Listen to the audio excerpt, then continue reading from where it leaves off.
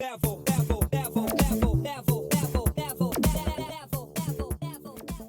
today's episode, a homeowner gets burned by a house cleaner. Oh, I hate stories like this, but we're going to talk about it today. Hi there, I'm Angela Brown, and this is Ask a House Cleaner. This is a show where you get to ask a house cleaning question, and I get to help you find an answer. Now, today's show is brought to us by House Call Pro, which is a software that you use to run your business. And so instead of you spending hours as a business owner doing all of your scheduling and cancellations and moving stuff around, writing down little notes about the customers' names and their pets' names and their kids' names, what rooms of the house to skip, how much you're going to charge for the job, do they have an upsell, all these things. It is all automatized inside this business app that's on your smartphone and your home computer. So when you go out into the field or if you dispatch the job to an employee, the information carries with you. And then it goes from week to week to week as you renew that customer. So you're not re-entering data and moving stuff around and shifting stuff around. It's all automated. It's awesome. At the end of your job, you send them an invoice. They send a verification back that, yeah, you did your work okay. It's one-click credit card processing and the money goes right into your bank account. It saves so much hassle and so much time, and it costs a fraction of what it costs you to do it manually. So check it out at housecallpro.com/Angela. All right, on to today's show. We have a homeowner who called in and got burned by a house cleaner. Here's what he had to say. Hi, I had a house cleaner clean my house as it was newly bought and wanted to get it clean. Upon our inspection, she appears that she did not clean the house at all. And we asked her for our money back and she said, okay, I'll send you the money back. And then she never sent the money back and then decided that she's not going to send the money back and that we're going to hear from her lawyer. Now, in this case, what's the best thing to do? We don't have photos, but after we inspected it, it was clearly dirty, and we're still cleaning it now. So just wondering what your opinion is on this. She didn't send us any before and after pictures, and she offered our money back and then went back on it. So just hoping for some advice on this. Thank you. So I hate stories like this for the reason that some of this could have been avoided. Now, one of the risks and challenges that we run into in the house cleaning business, and this happens every day across the board, there are house cleaners that get a phone call where people call and they're saying, how much does it cost to come clean my house? And they're looking for the cheapest price. The cheapest price does not always translate into the most quality work. Now, you could pay a whole lot of money and also get really bad quality work, okay? So that's just one facet. But if you look for the cheapest price, you might get dissatisfactory results. I'm just throwing that out there. All right, the next thing that I want to mention is when you hire a house cleaner, you are not just randomly hiring a perfect stranger off the street to come in and do what they do for a minute. You're potentially looking for a long-term partnership. This is someone that could come in week after week after week after year and clean your home.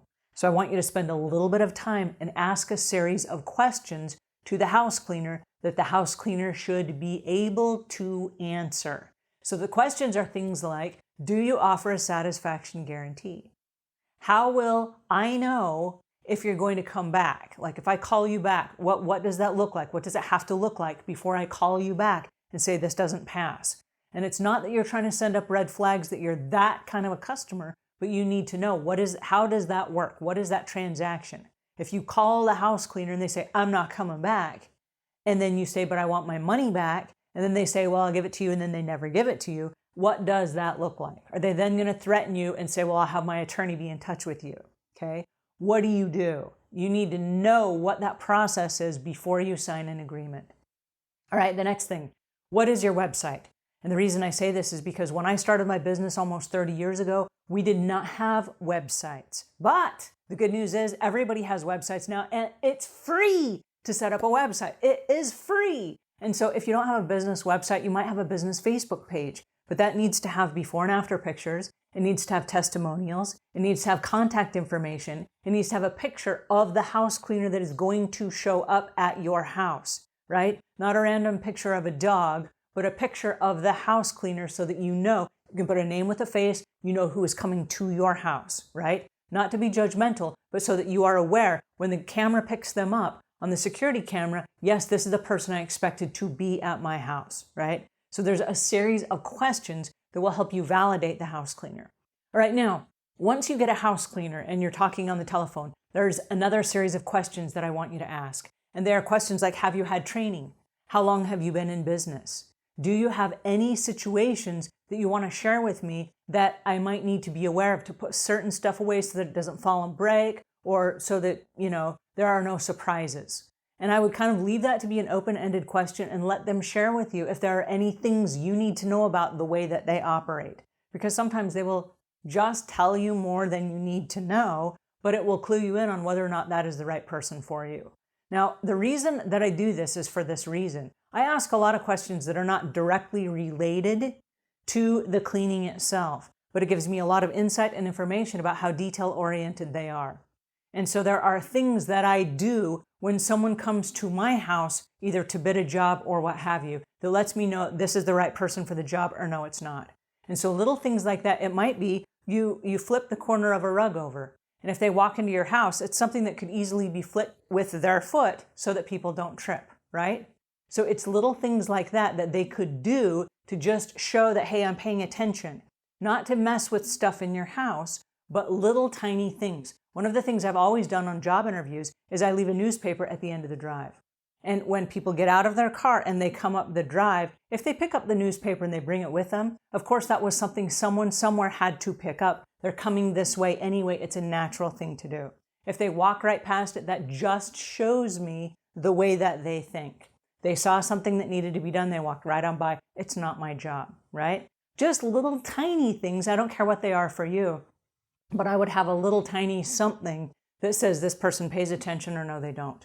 Now, if for some reason you find yourself in a situation where they are threatening you and say, let me put you in touch with my attorney, I would say, yes, thank you. I would love to speak with your attorney for this reason. They're probably just BSing you, right? That's probably just fake. There probably is no attorney. But I would love to speak with that person and say, hey, listen, we went into an agreement with all of these rules and regulations in place, and my house cleaner reneged on me. They did not have before and after pictures. They did not keep their end of the bargain. They took my money. Then they lied to me, and I would speak with the attorney and find out exactly what your next options are. And so there are things you can do, but the first and foremost rule of regulation for choosing a house cleaner is have your questions up front so that you know exactly what you want to ask. Be very clear about what it is you're looking for, because if you're a meticulous kind of person, you want a meticulous kind of house cleaner. And if you're going to hire somebody that has no track record, and they have no ratings and reviews, and they have no website, and they have no satisfaction guarantee, and then they're going to take your money and not refund it, that suggests to me you either pay them by cash or check. And so it needs to be somebody that has an electronic form of payment, because that leaves a trail. With the trail, you can also reverse the charge if something malfunctions. So there's that as well. So I hate that you're in this situation. I want you to be very, very, very careful moving forward that you don't hire the wrong person in the future.